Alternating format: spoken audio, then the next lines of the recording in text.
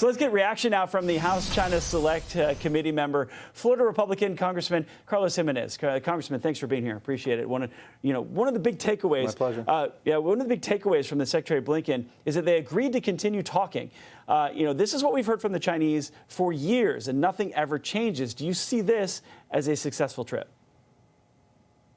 No, it's just blah, blah, blah, the same thing. And please don't compete with us, because we don't want the United States, to be competing with China, which is exactly what we should be doing. I'm calling for us to start decoupling from China. China is our greatest adversary. Look at this whole thing about fentanyl. You know that China actually incentivizes chemical companies in China to produce the chemicals that produce fentanyl.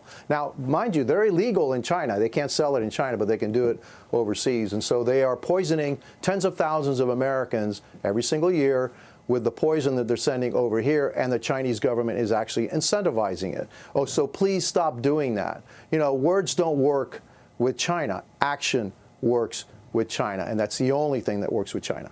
Yeah, it's interesting. The Secretary of State says in the coming weeks, China and the U.S. will hold talks over artificial intelligence. What do you think will come out of those talks?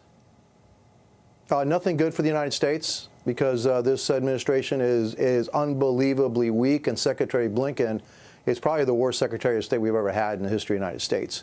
And there's no concession that he won't give up in the name of, sometime maintaining some kind of peace. And so, no, I don't have very high hopes for any discussion between this administration and China over AI. We have to win the race to AI. It's critical to our national security interests. Yeah, and you talked about being strong with the Chinese. Former President Trump, it took about 2 years for him to force those changes. He slapped huge tariffs on Chinese goods and as well as technologies, and banned some technologies from going over there before getting that phase 1 trade deal. Do you think the Biden administration can have enough strength to stand up and get something from China this year?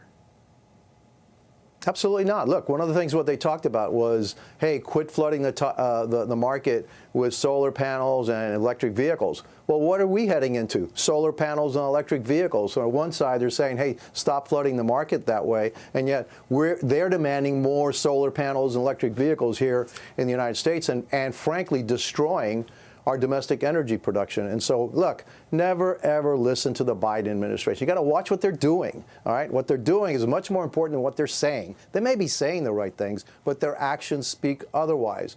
Their actions always run counter to American interests. So I wanted to ask you about another topic, about fellow Florida Congresswoman Anna Paulina Luna. Listen to this quickly.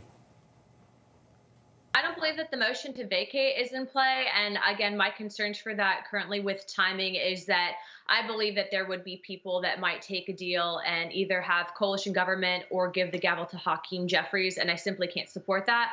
But what I will say, Maria, is that there is a lot of frustration within the Republican body. And although Mike Johnson is a nice man, I can't get behind what he's currently doing. And so I'm looking for other names potentially to float for Speaker in the fall. So that's after the election. Do you think Speaker Mike Johnson should go? No, I don't. I think Speaker Mike Johnson is a very good, decent man. I also think that he does what he thinks is right for America and American security. I fully support Speaker Johnson, and I'm pretty sure that the vast majority of the conference supports Speaker Johnson. And so, look, Representative Luna has a right to her own opinion. I disagree with it. I think most of the conference disagrees with her. But, if she wants to look for another name, great.